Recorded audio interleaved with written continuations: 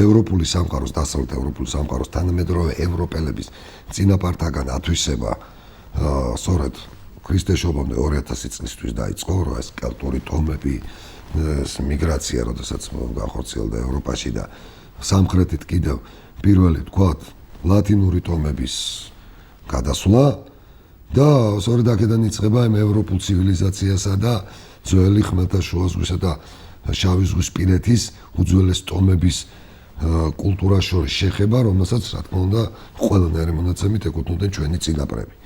და ალბათ აქედან უნდა დავიწყოთ ჩვენს მსჯელობა, თქვა და რა კავშირები იკვეთება და როგორ არის. როგორც დავის დროზე ივან ჯავახიშვილი, ჯანაშია ბეძენიშვილი თავიანთ სახელგანთქმულ საქართველოს ისტორიის სახელმძღვანელოში ამტკიცებდნენ, ხმელთაშუა ზღვისა და შავი ზღვის აუზის მთელი რიგი ტერიტორიები უნდა პროტოქართველური კავკასიური ტომებით შეიძლება ყოფილიყო განსახლებული. დღევანდელი დნმ-ის კვლევები მაგალითად ამას ბოლომდე ვერ ადასტურებს, რაზე მაქვს საუბარი, იმიტომ რომ ყველაზე მეტად ენობრივ ნათესაობას ვისთანაც ეძებდნენ, თქვა ბასკებთან. აღმოჩნდა რომ ბასკებს მამაკაცური შტოთი დნმ-ი ყველაზე მეტად აქვთ კელტური. ანუ კელტური დნმ-ი მთელს ევროპაში 100%-ით პრაქტიკულად სწორედ ბასკებს უფიქსირდება. ახლა დედის მხრივ ნათესაობაზე ძნელი საუბარი მიუხედავად იმისა, რომ ენობრივ კავშირებია, მაგრამ აი შედარებით დაიზოლირებულ სივრცეებში ევროპისა, რომელიც თქვათ ან წყლით იყო იზოლირებული დანარჩენ სამყაროსთან და ნაკლებად განიცადეს, ასე თქვათ, კელტური ექსპანსია, ან მთებით იყო იზოლირებული, როგორც არის მაგალითად სარდინია, კორსიკა და ტიროლი. ტიროლი ეს ავსტრია, იტალიის მთიანი ალპების ერთ-ერთი ნაწილი. ასევე გარკვეულწილად თქვათ ტოსკანა. აქ ჩვენ გვხვდება ძალიან დიდი დოზით ის დნმ, რომელსაც შეიძლება უწოდოთ ქართული დნმ. ანუ ყველაზე მეტად რომელიც დამახასიათებელია ქართულ კავკასიურ სამყაროსთვის, საუბარია ჯიორს. და ასევე ძალიან ასე ვთქვათ გენეტიკური კავშირის ერთ-ერთი დამადასტურებელია სწორედ კორსიკაში აღმოჩენილი ხალხური ფოლკლორული სიმღერები, რომელიც თქვათ აი ცნობილ ქართულ ფოლკლორთან ძალიან დიდ სიახლოვეს იჩენს.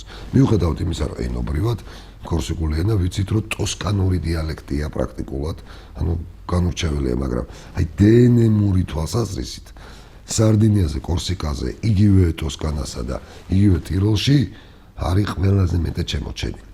მაგრამ სხვა არის, თქვათ, ამასო თავი დავანებოდა, ალბათ ახლა ქალის მხრივ დნმ-ის კვლევები კიდევ უფრო გაგრძელდება და აქ შეიძლება სხვა აღმოჩენებიც გაკეთდეს. ძალიან საინტერესო არის და ძალიან მნიშვნელოვანია ის უშუალო კავშირები, რომელიც პირდაპირ წყაროებით დასტურდება. ახლა ეჭვს არავისი არ იწვევს, მაგალითად ის რომ ჩვენ წინაპრებს ეც უწოდებდნენ ევროპელები იბერიელებს, ივირონს, კოლხებს, ლაზებს, ჭანებს და ასე შემდეგ. ეს დღეს აღიარებულია, თქვათ, ეს ტოპონიმიკა, ეს ტერმინოლოგია და რა ურთიერთობა შეიძლება ყოფილიყო ძველ ბერძნულ სამყაროს შემდგომში, ძველ რომაულ სამყაროსა და თქვათ აი ამ იბერიულ, ლაზურ, კოლხურ, ჭანური სახელწოდების მატარებელ ტომებს და ადამიანებს შორის. ერთ-ერთი ყველაზე ძველი წყარო, თქვათ, რომელიც უბრალოდ წყარო, რომელიც ძველ ამბებზე მოგვითხრობს, არის მითი არგონავტების შესახებ. ეს მითი სამეცნიერო დაამუშავა პირველად ყველაზე სერიოზულად აპოლონიუს როდოსელმა. ეს იყო ძველი წარსულში მესამე საუკუნის მოღვაწე მეცნიერი, ფილოსოფოსიც, ალექსანდრიაში დაბადებული როდოზე მოღვაწე, რომლის კაპიტალური ნაშრომიც იყო არგონავტიკა, სხვა შორის მასში ცდელობა ჰქონდათ მათ, რომ ზუსტად ასევე სამეცნიერო დაემუშავებინა, თქვა, ილიადა და ჰომეროსის ნაწარმოებები. აპოლონიუს როდოსელის შემდგომში არგონავტების თემას შეეხო სტრაბონიც და პრაქტიკულად ყველა ბერძენი ავტორი მეტნაკლებად. მაგრამ საინტერესო თვითონ აპოლონიუს როდოსელის კვლევა არის რამდენიმე თვალსაზრისით. პირველი მითი არგონავტების შესახებ, ეს არის ყველაზე ძველი მითი, ანუ ბერძნული სივრცისა. რას გულისხმობ? რა თქმა უნდა, ხა თანამედროვე ქრონოლოგიით დათარიღება ზუსტად არ გამოვიდოდოთ იმ პერიოდის კვლევარებს, ხო? მაგრამ დღეს ჩვენ კარგად ვიცით, რომ ტროას ომი ეს ზღვის ხალხების შემოსევის პროცესში არის მომხდარი ძველ წელთაღრიცხვის მე-13 საუკუნეში. და აპოლონიუს როდოსელის კვლევის მიხედვით და მონაცემების მიხედვით გაცილებით ძველია ამ პერიოდთან შედარებით მითი არგონავტების შესახებ და ის მოვლენები, რომელიც არგონავტიკაში აღწერილი. ანუ ეს უნდა მოხდარიყო დაახლოებით 400-500 წლით ადრე. იმიტომ რომ პერსონები, რომლებიც მონაწილეობენ არგონავტების მოგზაურობაში, უკვე დიდი ხნის გარდაცვლილები არიან ტროას ომის პერიოდისთვის. და ეს სასახად ჩანს, თქვათ, ზედაპირულადაც რო გავეცნოთ ამ მასალას. მეორე მხრივ, არგონავტების მითიდან ჩანს შემდეგი რამ, აი სამეცნიერო თვალსაზრისით ძველი ბერძნების დანახული, რომ ამ პერიოდში მოხდა სწორედ კოლხეთიდან, ანუ ქართველური სამყაროდან გატანა ბრინჯაოს კულტურისა და მედიცინის საიდუმლოსი ბერძნების წინაპართა სამყაროში. საუბარი თუ ჩვენ ბერძნების წინაპრებზე მეტყველებთ, საუბრობთ და ვამბობთ, რომ ტროას მითზე უფრო წინარე პერიოდზე უნდა იყოს, თქვათ, მსჯელობა არგონავტების მოგზაურობასთან დაკავშირებით. პირველი ტალღა არიული ტომების, ინდოევროპული ტომების, რომელიც ხმელთაშუა ზღვის აუზში გამოჩნდა და იქ შეეჯავა რა, თქვათ, პელაზგებს. ეხლა ჩვენ აღმოჩენილი პელაზგური წარწერები იყო და გაუშიფრავია და ჯერ კიდევ ძველი ბერძენი ავტორები ამბობდნენ, რომ პელაზგები აბსოლუტურად სხვა წარმოშობის ხალხი იყო. შეიძლება კოლხებთან მონათესავე, მაგრამ არა, თქვათ, ბერძნულენოვანი და ელინურენოვანი ხალხის მონათესავე. და რომ ბერძნული ტომების რამდენიმე მიგრაცია მოხდა.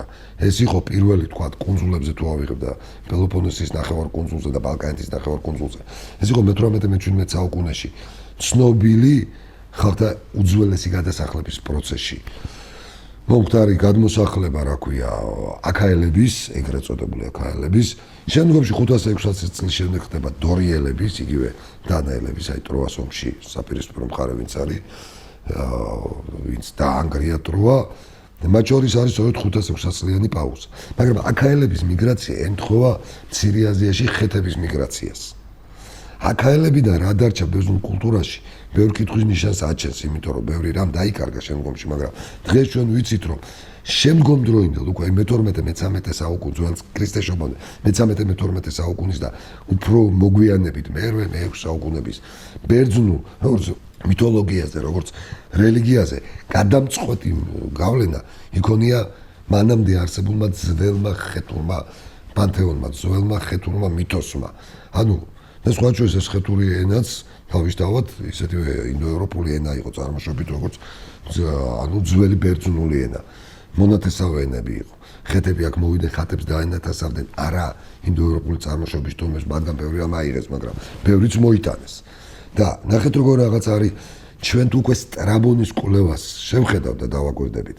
სტრაბონის მიხედვით გამოდის, რომ ერთგვარად, როდესაც ეგრეთ წოდებულ იასონმა, თქვა, ილაშქრა და ის შეერწყა და უნათესავდა, თქვა, ადგილობრივ დედოფალს მედიას, მაინც და მაინც იასონი ეგრევე არ გაქცეულა, რომ ამ ფეხი მოიკიდა მცირე აზიაში.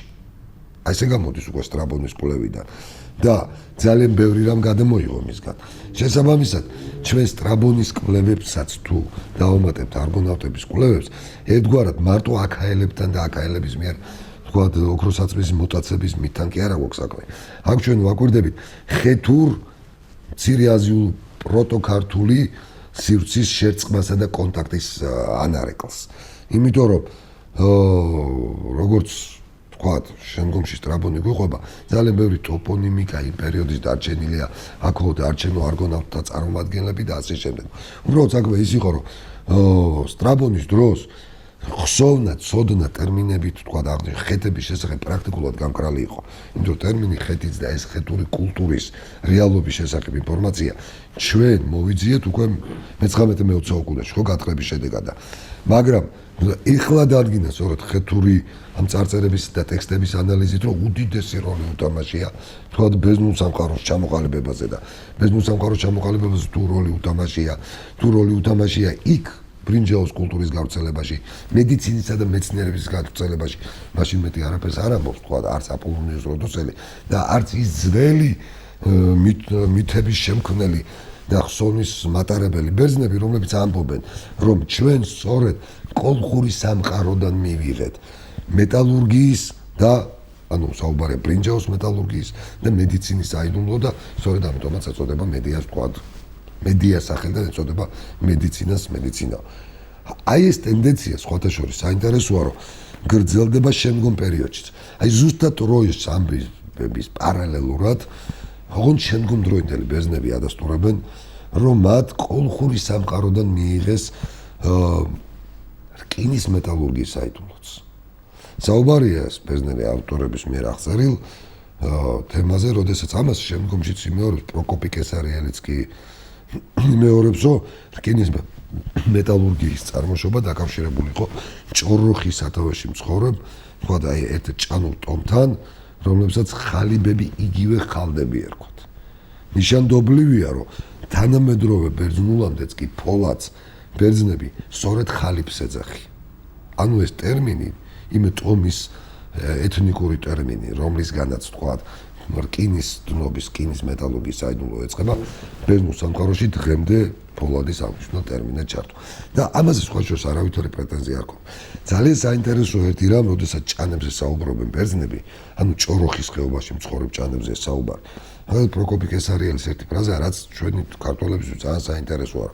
შეიძლება ეს ხალხიო ბერძნულ რომაულ ცივილიზაციას რაღაცა თავში ჩაკეტილობით მოწყდა და ეს მათთვის პრობლემა იყო, მაგრამ საინტერესო ის არის, რომ იუსტინიანეს დრომდეო, მიუხედავად იმისა, რომ რომს საუკუნეების განმავლობაში, ანუ მოყოლებული პომპეუსის პერიოდიდან, ჭანეთის ჩრდილოეთითაც, აღმოსავლეთითაც, სამხრეთით და დასავლეთითაც ტერიტორიები ჰქონდა დაპყრობილი, ახალი წელთაღრიცხვის მე-6 საუკუნემდე ჭანების სრულ დამოუკიდებლობას ინარჩუნებდნენ ამ რომის სახელმწიფოს შუაგულშიო. და მათი მხოლოდ ასე თქვა ვასალურ მდგომარეობაში გადაყვანა იუსტინიანეს პერიოდში მოხერხდაო და ეს მათ თავისუფლებისადმი სიყვარულზე მეტყველებს და თქვა ბრძოლის უნარიანობაზეც. ესე თუ მოგვითხრობს თქვა ბერძნულ რომაული წყაროებია ამ ხალხზე. ეხლა რომ დაუბრუნდეთ თქვა ამ გავლენებს, ხო? ერთ-ერთი ანუ ეს არის მითი არგონავტების შესახებ, ხო? ეს არის თვითონ მომხდარი უნდა იყოს მე-18-მე-17 საუკუნეში, შემდგომში კომუნისტების პერიოდში ხო ტენდენცია, რომ ეს გაახალგაზრდავებინა და მე-13 საუკუნეში ჩამოიყვანათ და კიდევ ერთხელ ვიმეორებ, მე-13 საუკუნეში არის ტროას ომის მოვლენები და ტროას ომის მოვლენებს თვითონ მიიღწა ნებისმიერ მკითხველს რომ გაეცნოს და ინახოს რომ რამდენიმე საუკუნით უნდა უსწრებდეს არგონავტიკა, იმიტომ რომ ის პერსონაჟები გარდაცვლილი არიან. შემდგომი პერიოდია სწორედ ტროას ომის პროცესში. სხვა შორის ფიქსირებული ალაზონებიც რომლებზეც მე არის საუბარი, ერთ-ერთი ლაზური ტომი შეიძლება ყოფილიყო და ამავდროულად სწორედ ტროას ომის პროცესში რკინის მეტალურგიის გამოგონება და ამისი ექსპორტი ბერძნულ სამყაროში. ძალიან საინტერესოა თქვა, აი ნაოსნობა კოლხები და ბერძნული სამყარო. ხა ყველა ვიცით, რომ სოფლიოში ყველაზე ძველი თქვა საზღვაო სახელმწიფო ეს იყო ფინიკია, ფინიკიური შემდგომ თავის კოლონიებით კართაგენი და ამის პარალელურად უკვე ჩდება ბერძნული განსაკუთრებით ათენის და იონიური საზღვაო იმპერია, კოლონიური სისტემა და საზღვაო თქვა სამაჭრო სისტემა, ხო?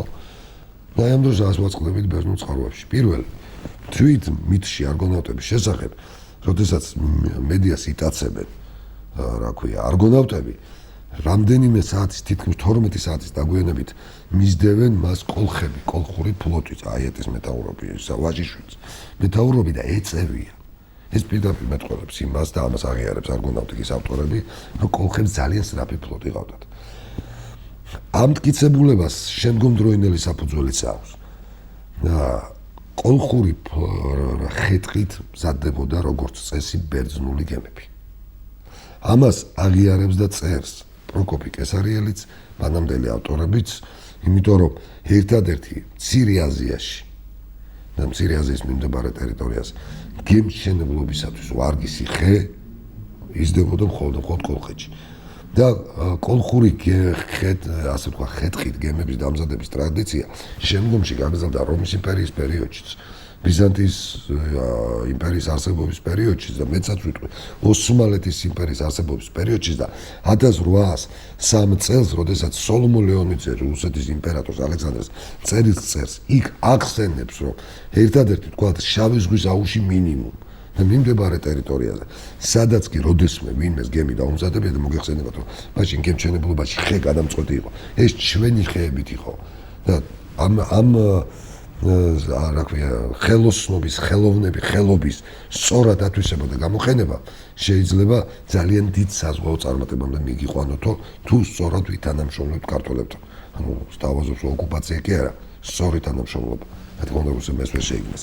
აქ სხვა რამეზე უბრალოდ ვიხსენებ, რომ ეს პრაქტიკა შემდგომ დროინდელი წყაროებითაც დასტურდება და სხვა შორის არის ესეთი მონაცემები, როდესაც მიდის ეს ცნობილი ომები, მითრიდატეს ომები რომთან, იქ ესეთი ძალიან ცნობილი ის არის ფრაზა, რომ მოვიდა დიდებული კოლხური ფლოტი, ლაზების ფლოტი. ანუ ერთ-ერთ სერიოზულ საზღვაო ძალად რომაული ისტორიკოსები, რომაული წყაროები აიქვამენ ლაზურ ფლოტს. საუბარი რაზეა, რომ ეს აქ კოლხური მოსახლეობა ხვდებოდა პასიურად, ну პირიქით ძალიან აქტიურად და სთავაზობდა მსოფლიო სავაჭრო სისტემას რაღაცას. არქეოლოგიური გათხრებიდან და ნუმიზმატიკიდან ჩანს ერთი რამ. თავდაპირველად მოგეხსენებათ, რომ აი ესეთი ნიშნი როგორც მონეტა ფული არ იყო ვაჭრობა. და ეს შემდგომში გაჩნდა. რა თქმა უნდა, იყო ზოდებით, რაღაცა ნივთებით, ხანდახან ცხვარი იყო, თქვა ეკვივალენტური სავაჭრო ეკვივალენტი, მაგრამ აი ეს რასაც ქვია მონეტარული სისტემა საკმაოდ გვიანი იწყება. ფაქტი არის ერთი, ძველ ბერძნულ სამყაროში, აი სამყაროში, რომელიც დომინანტია მე-6 საუკუნის შემდგომში მსოფლიო სავაჭრო სისტემაში, მე-5 საუკუნეში ჩნდება ის კლასიკური მონეტარული სისტემა, რომელსაც ჩვენ ვიცნობთ. იგივე პერიოდში ჩნდება ახქემენიანებში მონეტარული სისტემა. კოლხური თეთრი მინიმუმ ნახევარი საუკუნით თუ 1 საუკუნით არა უსწრებს თავის სიძველით ბერძნულ მონეტებს. დღეს ცხოვრებ ტომთა და ერთა შორის სოფლიოში. ქართველებს შეგვიძლია ვითრაბახოთ, რომ ყველაზე ადრე შექმნიან მონეტარული სისტემა. ეხლა ამას არ მნიშვნელობა. მართალია, კოლხურ თეთრს, რომელიც სხვათა შორის მოქმედებაში იყო მე-20 საუკუნემდე, ჩიხტიკობზე იკეთებდნენ ქალები და გაჭირვებისას ჩვეულებრივად ვაჭრობდნენ, ამიტომ მე-20 საუკუნის დასაწყისშიც კი. ანუ ეს კოლხური თეთრი ჩვენ შემოჩენილი გათხრებდნენ კი არა გვაქვს. პირდაპირ ყოველთვის იყო მიმოქცევაში. ამიტაც უნიკალურია ეს მონეტა. ეს 26 საუკუნის წინ შექმნილი მონეტა გათვლილი იყო საგარეო ვაჭრობას. მართალია, ეხა ამას ხმელთაშუა ზღვის დასავლეთ ნაპირებამდე არ მიღწევი და ძირითადად მისი გავრცელების არეალი ვრცელდებოდა შავი ზღვის აკვატორიაზე, მაგრამ რა თქმა უნდა ამ მონეტას იყენებდნენ როგორც ეკვივალენტს აქ მოსული და თქვა ახალშენების გამკეთებელი ბერძნებიც. პირიქით, გარკვეულწილად შეგვიძლია ვივარაუდოთ, რომ მონეტარული სისტემის შემდგომში ესე მძლავრად განვითარების ბიძგათაც იქცა და ერთადერთ სხვა შორის მონეტების აი სიძველით კოლხურ თეთრს უტოლდება მხოლოდ აი ფრიგიულ-ლიდიური მონეტები.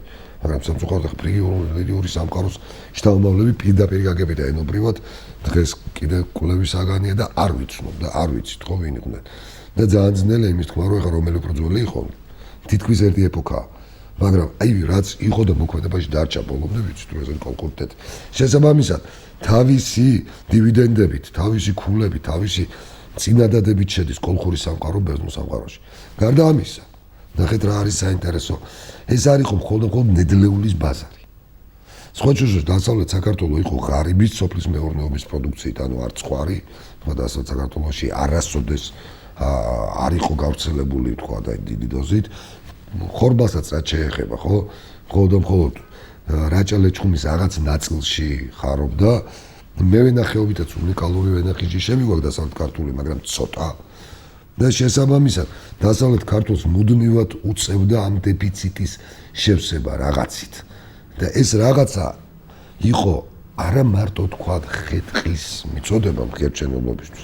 არამედ ნახეთ საქვეყნოების ცნობილი იყო სვანურ რაჭულ ზოგად დასავლეთ ქართული ხეზე მუშაობა, ანუ მედურგლეობა და ხის ოსტატობა. ანუ პირდაპირ მზა პროდუქტის გაყიდვა ხდებოდა. მეორე, რომელიც შეგვიძლია ვთქვათ, ძალიან მაღალ დონეზე რა ეს თავდაპირველადაც ვთქვით მეტალურგია, ხო? და შემდგომში ჯერ კიდევ ბერძნული სამყაროს აყვავებამდე ჩვენ გვაქვს კოლხური განცი, რომელიც იწყება კოლხური კულტურა, თქვა ძველი წელთაღრიცხვის მე-13 საუკუნიდან და მოუყვება ჩვენკენ, ხო, დროით და ეს არის უნიკალური თქვათ საევლერო ნაკეთობები. და ჩვენ ხედავთ რომ ეს აქ არჩევა აი ამის კულტურა გავრცელებას პოებს სწორედ დასავლურ სამყაროშიც.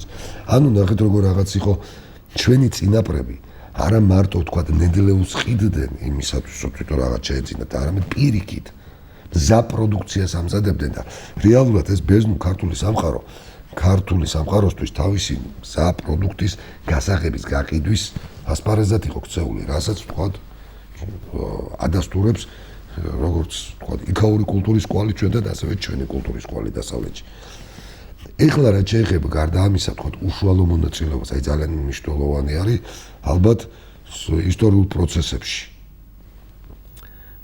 ალექსანდრე მაკედონელის პერიოდში საქართველოს ოკუპაცია როგორც ასეთი არ მოხდა. მაგრამ ჩვენ ვხედავთ შემდგომ პერიოდში რომ ქართული სამყარო ძალიან აქტიურად მონაწილეობს უკვე რომის პოლიტიკურ ცხოვრებაში.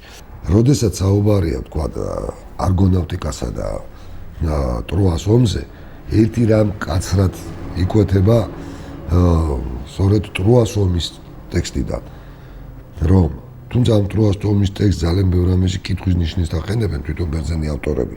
არა მარტო ისტორიკოსები, არამედ ფილოსოფოსები, ახლა პლატონი და არისტოტელე აბსოლუტურად არასერიოზულად უყურებენ ტროას ომს პოლიტიკური თვალსაზრისით, ხოლო რაც შეეხება იგივე ჰეროდოტეც ამბობს, რომ საერთოდ ეხა მაშინ პარიზი საერთოდ და არ იმყოფდა ელენე, არ იმყოფებოდნენ ტროაში, ისინი ეგვიპტეში უნდა ყოფილიყვნენ და მოკლედ ეს პოეტურად არისო გადაწყვეტილიო, დიდი პოეზია და არა სიმართლეო, თორე ტროას ომიო სინამდვილეშიო გრძელდებოდა 4-ჯერ, 5-ჯერ უფრო მეტი დროის განმავლობაშიო. სხვა ზღვის ხალხების შემოსევაა და მოიცავდა მთელს ხმელთაშუა ზღვისპირეთის პერიოდს და ანუ ეს იყო რაღაცა გრანდიოზული ნახევარსაუკუნოვანი ეპოქა და არა ერთი ლოკალური ბრძოლაო, მაგრამ როგორც ამ ავტორებიდან გამოდის, ჰომეროსმა ეს თქვა ერთ ამბავში აღწერა და შესაბამისად ჰომეროსისთვის რაღაცა პროცესი, რომელიც თქვა მოხდა საუკუნეებით ადრე, უბრალოდ წინათაობა, ანუ წინა ეპოქა, ეს წინათაობა.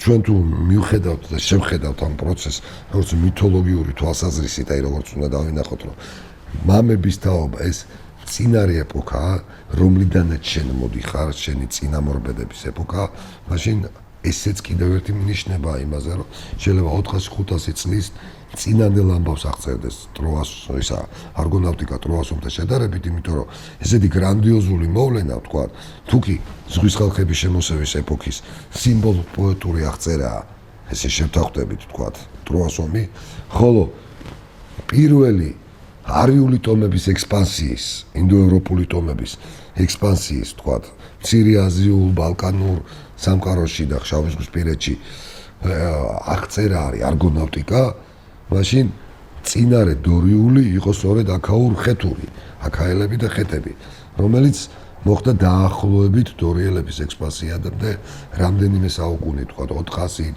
ну, რაღაც ტალღა შეიძლება 500 წელს ადრე დაიწყო და ეს პროცესი იყო და მერე გრძელდებოდა. შესაბამისად, ნებისმიერ შემთხვევაში ეს არის წინათაობის, წინა პლეიადის მოვლენა და ალბათ ელინურ, ინდოევროპული, ბალკანურ, ბერძნულ, მცირე აზიულ, ანუ რასაც ბერძნული სამყარო წარმოადგენდა ყველაზე ძველი პროცესი. და მათი ყველაზე ძველი პროცესი და ზიარება, თქვა, ცივილიზაციასთან დაიწყო ქართველურ კოლხურ სამყაროსთან ზიარები და რამდენიმე რამეს დავამატებთ, ეს საინტერესო რა არის, იცით?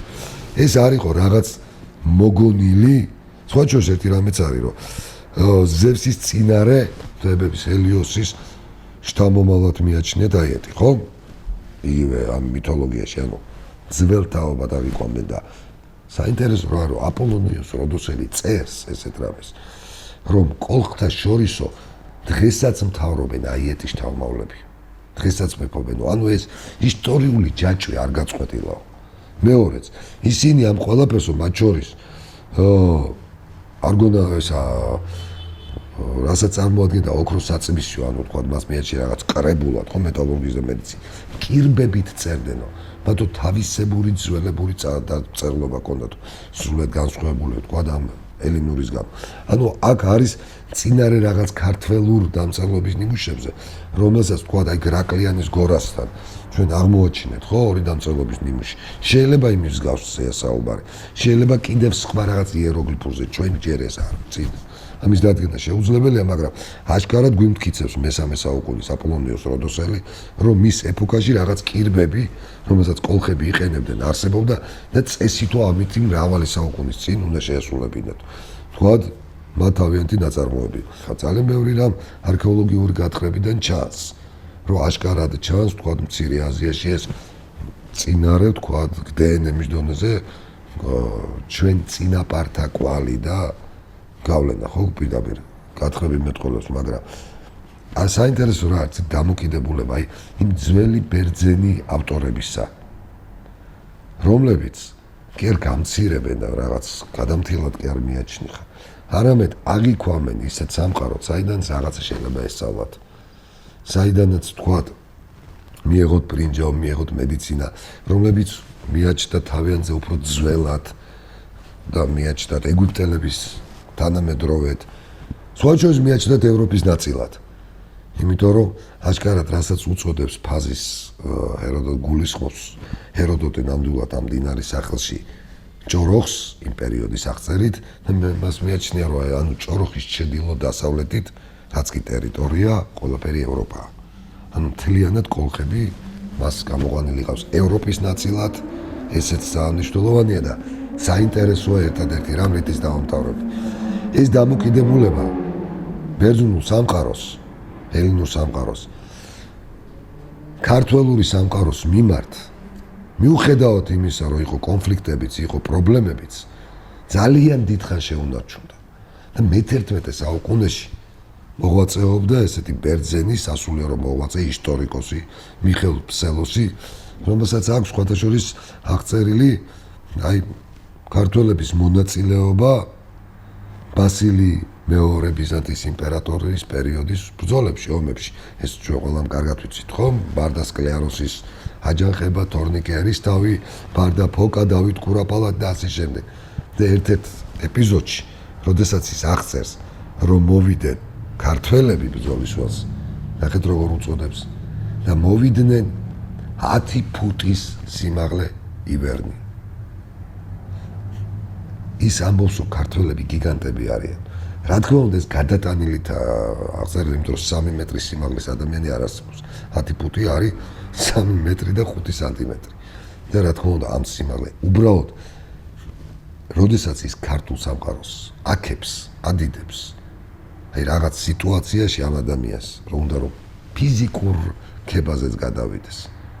მოკლედ გადადის და ამბობს, რომ ქართველები გიგანტები არიან. ეს რა თქმა უნდა სასიამოვნო და კიდევ ერთხელ ამჟღავნებს, როგორც მიხეილ ფსელოსის ეს ფრაზა, რომ 10 ფუტის ქართველები მოვიდნენ, შეიძლება ეს ისეთივე მითია, რა თქმა უნდა, როგორც თქვა, ჰეროდოტეს ბევრი მტკიცებულება, ან აპოლო არგონავტიკა, მაგრამ ამ ყველა მითში ჩანს დამოკიდებულება და ის წვლილი და როლი, რომელსაც სოფლიო კულტურის ერთ-ერთ უპირველეს აკვანში, ელინისტური სამყაროს აკვანში აქვს ჩასვენებული, ჩადებული და განხორციელებული ჩვენს წინაპართა სამყაროს.